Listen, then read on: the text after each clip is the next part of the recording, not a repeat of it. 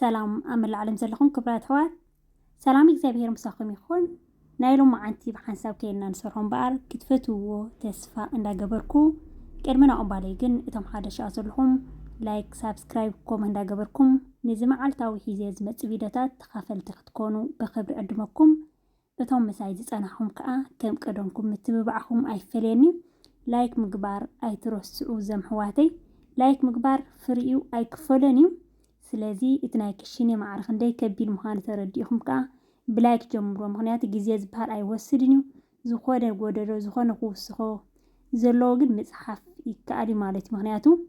ኣነ ንዓኹም ጥራይ ኮንኩን ዝምህረኩም ኣነ ከዓ ካብኹም ብዙሕ ነገር ስለ ዝምሃር ማለት እዩ ስለዚ ክቡራት ኣሕዋተይ ናይ ሎማዓንቲ ብሓንሳብ ከይና ንሰርሖ ንመጀመርያ ግዜ ዝሰርሓልኩም ዘለኹ ቪድዮ እዛ ቪድዮ እዚኣ ማለት እዩ ብጣዕሚ ጽቡቕ ብዙሓት ኣሕዋት እንታይ ትብላል ክንጽሕፋለ ኣለኽን እንጀራሲ እንዳደረቐና ኮይኑ ዋላ ብላፋ ጌርና የገለ ትብላ ኢኽን ማለት እዩ ስለዚ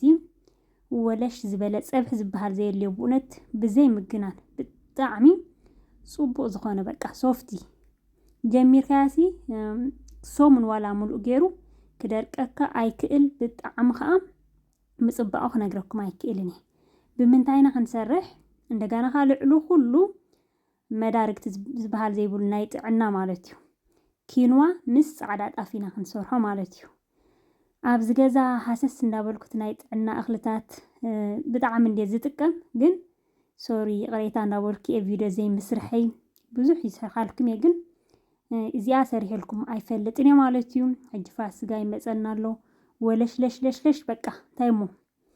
ኣብ ከለኻ ጥቕልል ኣቢልካ ብዘይ ፀብሒ ኩሉ ሰብ ብእውነት ብዘይ ቀል ዓለም እዚ ኪንዋ ትሪእዎ ዘለኹም ዘይተጣሕነ ገዚአ ዘለኹ ኣብ ዝተፈላለየ ሃገር ዘለናኻ ኣብ ኩሉ ሎ ማለት እዩ ኪንዋ ዘይብሉ የለን እዩ ብናይ ጥዕና ብጣዕሚ ፍሉጥ ዝኾነ እንተደሊና ኣብሲልና ክንጥቀመሉ ንኽእልና ከም ሳላጣታት እንዳገበርና ከም ሩዝ ዓይነት እንዳገበርና እቲ ዝበለፀ እኽሊ ማለት እዩ ኣብ ገዛና ክንፈልዮ ዘይብልና ማለት እዩ ከም ትሪእዎ ዘለኹም ምሸል ዓይነት ዝመስል 400 ግራም ዳርጋ ፍርቁ ኪሎ ማለት እዩ ኣብዚ ኣሎ እቲ ፊንኻ ክንደ እቲ ጣፍካ ክንደ ገይረ ኣለኹ 1 ኪሎን ፈርቓን ገይረ ኣለኹ ማለት እዩ እዚኣ ከዓኒ ፍርቁ ኪሎ ማለት እዩ 100 ግራም ያጎዲላታ 400 ግራም ስለ ዝኾነት 2 ኪሎ ብጠቕላላ ክንገብር ኢና በዚያ ማሽን ገይረ ክጡሕነኤ ኣብ ዝተፈላለዩ ኣሎ ዋላ ብኦንላይን እውን ክንእዝዞ ንኽእል ኢና ኣብ ንኾደ ሱፐርማርኬታት እውን ኪንዋ ዘይብሉ ሱፐርማርኬት የለን ማለት እዩ ስለዚ ዘንሕዋተይ ከምዚ ግብራ ቢልክን መጀመርያ ከም መለስለሲ ንጥቀመሉ በቲካ ንጥዕናና ከዓ በቃ መዳርግቲ ዝበሃል የብሉን ብጣዕሚ ዝበለፀ እኽሊ እዩ ማለት እዩ ሕጂ ከምዚ ጌርና እንዳነፈና ጽቡቕ ጌርተ ዘይደኺምካ ኣድጊም ነብሎ ምስቲ ተሪፍና ዘሎ ጌርና ንሰርሖ ማለት እዩ ሰሪሐልኩም ዘይፈልጥ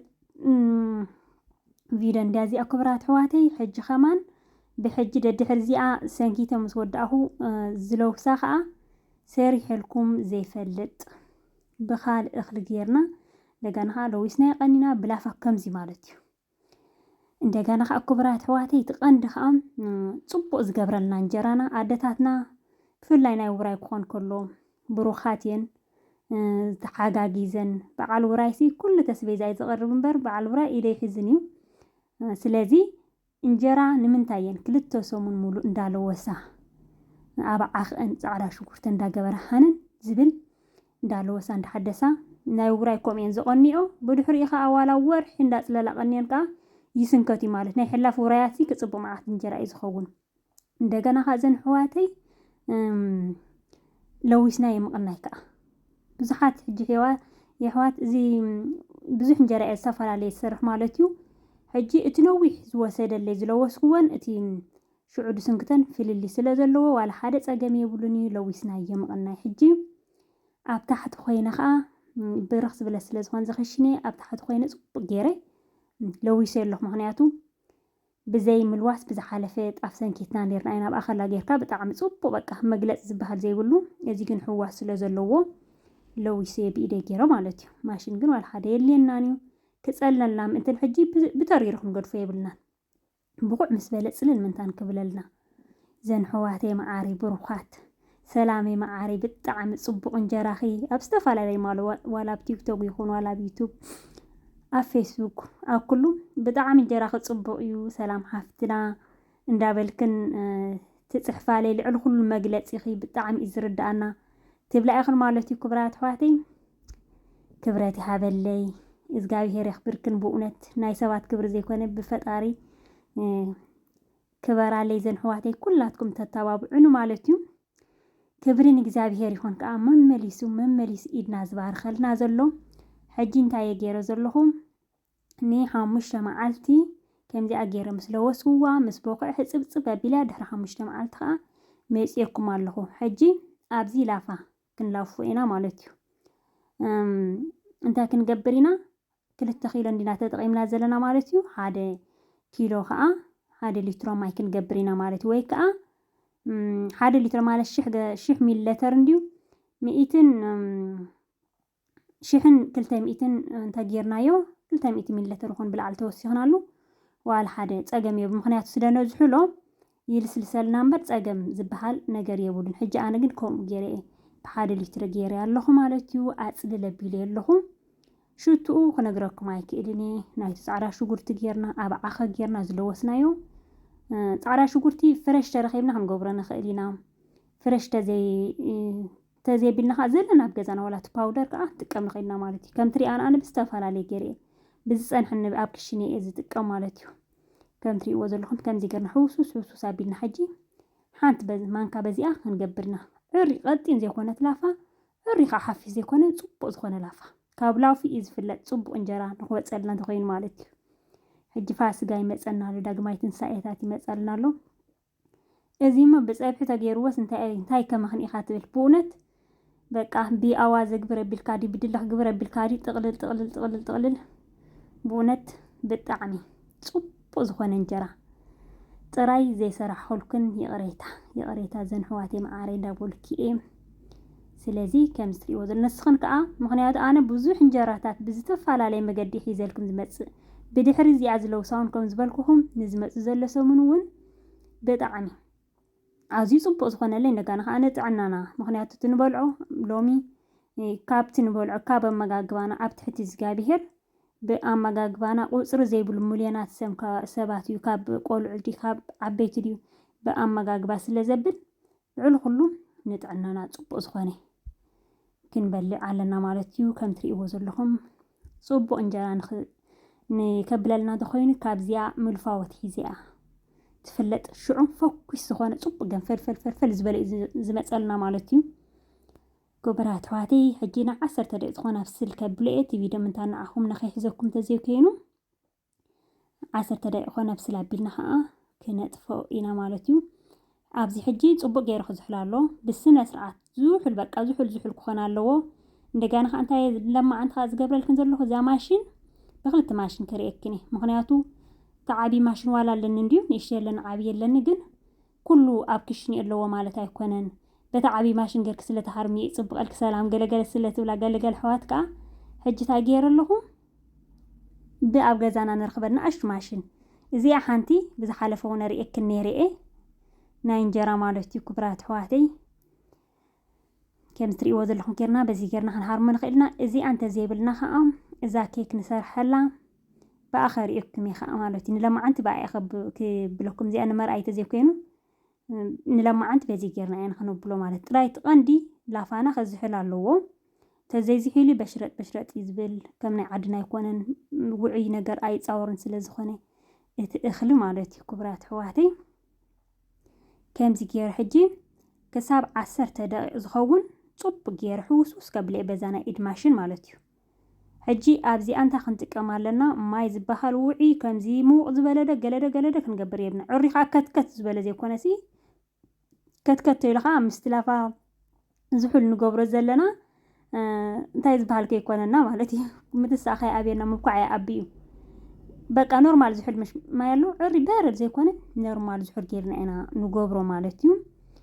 ኣብዚኣ ቀጢና ኢና ክንገድፋ ዘለና ሓፊስና ገሌልና ንፅባሒቱ ክንስንከት ከለና ተጌርና ክባላሸወና ይኽእል እዩ ማለት እዩ ዝኣኽለ ዝበልናይ ካብ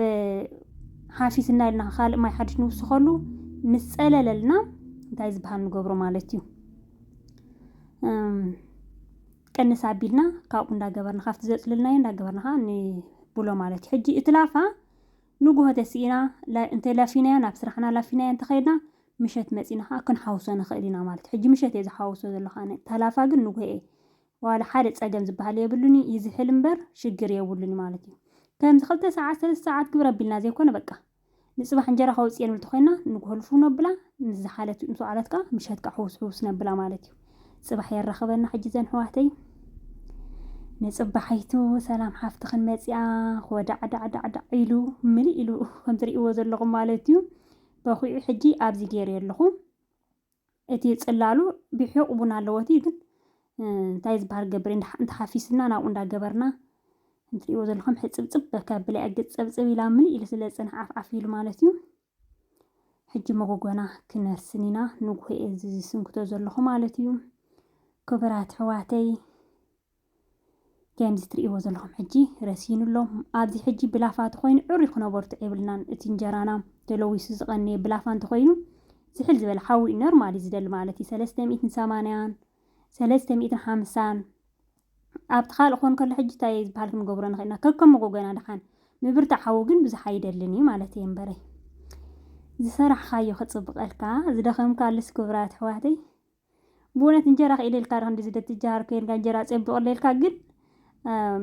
أنت إزبال كابني عادنا أيكونن كن حقوسي قدني مالتيو مالياتو كندا إنجيرا مزيقو حفنا ميلا ندا قبرنا ندا تتقببنا قال ندا قبرنا تزيو كي نمبر إزي أخا ولا لا تبلنا أبعخي إرسات زلخون قدم بلا نايا بعخي أسرارها تمالي حيزال كلمة ينيرو مالتيو بطعمي صبق زخونه بعخنا أو لأمت نزحجي صومح زلنا يجزي بطعمي صبق غير سريح اللخو تنزير أخن أخو تريات خلاق نويك أبزي دينك قبر الكني لحان إنجنانا 5 ريو زلخني أنا كان 110 ولا حدا شي هي بير لخندو أبخن كي بس هي مجمريا بقى حقوس بالمالتي بطعمي كبرات حواتي تقبل بيلكن كان السخن كأسلامي كمرجت هذا وحالي ندابلكن سابورت تقبران بقولت بزيك العالم سبسكرايب جبرا لايك جبرا خبلتكن كلكم كم مزخاخر مبر بعلكم حاسيكم أز بسيح زلخو درجانا هبتصحون تقبروا زلخم بعلكم يهم مالتي كبرات حواتي تراي نخيت رسي إلي لايك كبروا حجون جبرا سئلكن تري أخيت الله كبرات حواتي لايك مكبار فرس لزخانه أي ترسع لايك جبرا لايك تجيكنالو ناكا معنا تزارف تجرنا يوتيوب انتاي زبهالكو جبرا يخيلي مالتيو شارك قبرلنا يخليو بزحات حوات كأخمزي لايك تجيرس جنزب صفل جل زمسلو لكم يلو بزحات تنسبالو لايك تجير الكاديو جنزب تخفل جل يلكن حتى أخن مالتيو بأكلكم إزبل سبالو جن كوم أيكونني مخنياتو شار نخبل الكاي حق زكايو سلازي كبرات حواتي انجرانا سنكيثنا انتايكم تبلقون عاخن زملكت قادي فيه لهم نعخن كومنتي تقمكن إزجابير عامل حقن إيدنا برخا بيلنا لهم تريقوا زلهم بطعمي ولش زبالة بزيك العالم سأف زبهال زي اليوم مستبع خز قبرنا له سعدا شبورت زقبرنا له مدسلاسو ولش لش زبالة كم زي أقبر بيلنا فاسقاي متسألنا له داق مايتن سعيه وراي كلونا خلو أخر زبلكا قريبك أفتنا ورايات نسبة حقا قال اللو ونديو سخوانا مدب كلها قندحان ترقاقا من داسن كتنا تسألنا صبك وصلنا يوم بزخوانا نايلو معنت مدب يبزي كأخلاني زم حواتي جمير خساب زود استخاتات لكمني كابل بيزي مسكنكم نصبح بخالي فيديو خساب زملسكم سلام انتعنان أبو بزلهم سسنايو